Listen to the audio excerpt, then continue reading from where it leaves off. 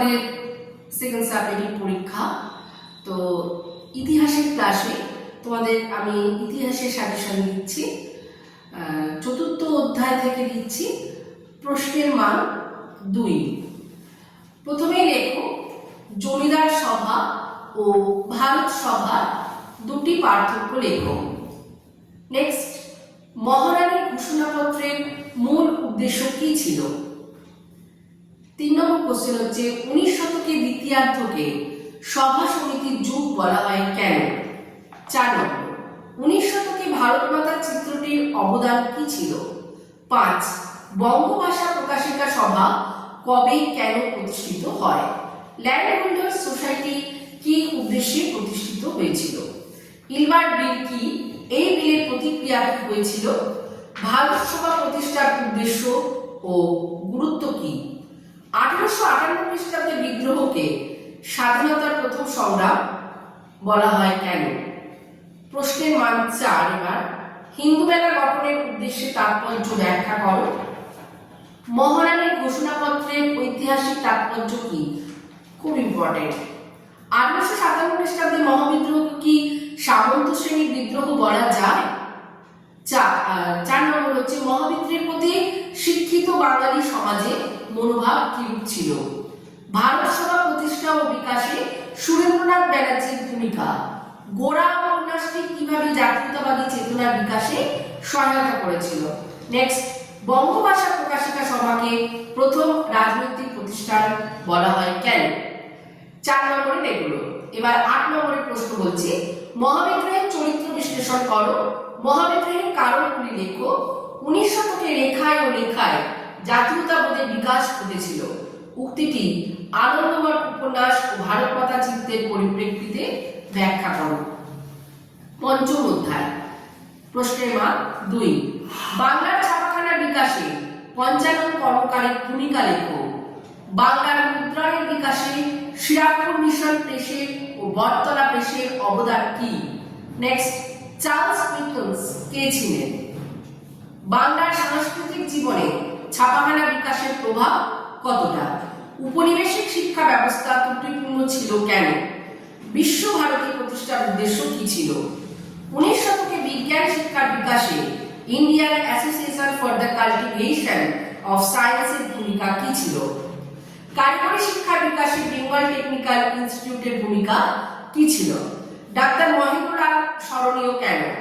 19 শতকে বাংলার জাতীয়তাবাদী বিকাশে বঙ্কিমচন্দ্রের কি গুরুত্ব ছিল? এই কোশ্চেনগুলো সব তৈরি করে নেবে। এটা প্রশ্নের মান 2। এইবার পঞ্চম অধ্যায়ে 4 নম্বরের প্রশ্নগুলো বলছি। শ্রীরামপুর মিশন কিভাবে একটি অগ্রণী মুদ্রণ প্রতিষ্ঠানে পরিণত হলো? ছাপাখানা বিস্তার পাশ্চাত্য শিক্ষা বিস্তারে ডেভিড ইয়ারের ভূমিকা। ছাপাখানা বিকাশে উপেন্দ্র কিশোর রায়চৌধুরীর ভূমিকা। বসু বিজ্ঞান মন্দিরের অবদান। কারিগরি শিক্ষার বিকাশে বাংলায় বেঙ্গল টেকনিক্যাল ইনস্টিটিউটের ভূমিকা। রবীন্দ্রনাথ ঠাকুরের শিক্ষা চিন্তায় শান্তিনিকেতন ভাবনার পরিচয় দাও। বাংলা মুদ্রণ শিল্পের বিকাশে গঙ্গাকিশোর ভট্টাচার্যের ভূমিকা। আর 8 নম্বরে থাকছে মানুষ প্রকৃতি ও সমন্বয় বিকাশে রবীন্দ্রনাথের চিন্তাধারা প্রকাশ করো, অথবা রবীন্দ্রনাথের শান্তিনিকেতন ভাবনা ও শিক্ষা চিন্তার গুরুত্ব লেখো। আর একটা কোশ্চেন হচ্ছে বাংলার কারিগরি শিক্ষার বিকাশে সংক্ষেপে আলোচনা করো। এগুলো প্রশ্নের মান 8। এবার আমি 6 চ্যাপ্টারে বলবো, সেটা হচ্ছে 6ষ্ঠ অধ্যায় জাতীয় শিক্ষা পরিষদ কেন প্রতিষ্ঠিত হয়? মিরাট ষড়যন্ত্র মামলা কি? মোগরা বিদ্রোহের কারণ কি? কি উদ্দেশ্যে সমাজতন্ত্রী দল প্রতিষ্ঠিত হয়? কৃষক আন্দোলনে বাবা রামচন্দ্রের ভূমিকা।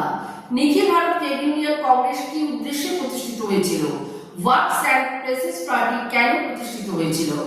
একা আন্দোলন কেন শুরু হয়? স্বামী সহজানন্দ সরস্বতী কে ছিলেন? AITUC প্রতিষ্ঠার উদ্দেশ্য কি ছিল? মিরাট ষড়যন্ত্র মামলা কি? গান্ধীজি কেন টার্গেট অভিযান করেন? এটা না করলেও হবে। আর তাম্রলিপ্ত জাতীয় সরকার কি কি উদ্যোগ নিয়েছিল? বারডোলি সত্যাগ্রহ আন্দোলন কেন শুরু হয়? কি উদ্দেশ্যে কংগ্রেস সমাজতন্ত্রী দল প্রতিষ্ঠা করে? ত্রিপুরা কংগ্রেসের গুরুত্ব। ত্রিপুরা কংগ্রেসের গুরুত্বটা না করলেও হবে। এটা এত দরকার নেই। এবার প্রশ্নের মান 4, একা আন্দোলন টিকা হিসেবে পড়বে। মিরাট ষড়যন্ত্র মামলা বলতে কি বোঝো? বারকোয়ারি সত্যাগ্রহের প্রতি জাতীয় কংগ্রেসের কিরূপ মনোভাব ছিল? বঙ্গভঙ্গ বিরোধী আন্দোলনে শ্রমিক শ্রেণীর ভূমিকা, এটা 8ও আসতে পারে, 4ও আসতে পারে। বিংশ শতকে ভারতের কৃষক আন্দোলনের উপনিবেশ বিরোধী আন্দোলন বামপন্থীদের ভূমিকা কি ছিল? এটাও তোমার 8 নম্বরেও আসতে পারে, আবার 4 নম্বরেও আসতে পারে। এই হচ্ছে তোমাদের এই 3টে অধ্যায়ে কোশ্চেন আমি দিলাম। এর মধ্যে আশা করি সব আসবে, তোমরা তৈরি করে নাও এবং আশা করছি পরীক্ষা ভালো হবে। ব্রাইট একাডেমি পায়োনিয়ার এই চ্যানেলটি যদি তোমাদের ভালো লেগে থাকে তাহলে লাইক এবং সাবস্ক্রাইব করো, বন্ধুদের মধ্যে এটা ছড়িয়ে দিও। ভালো থেকো।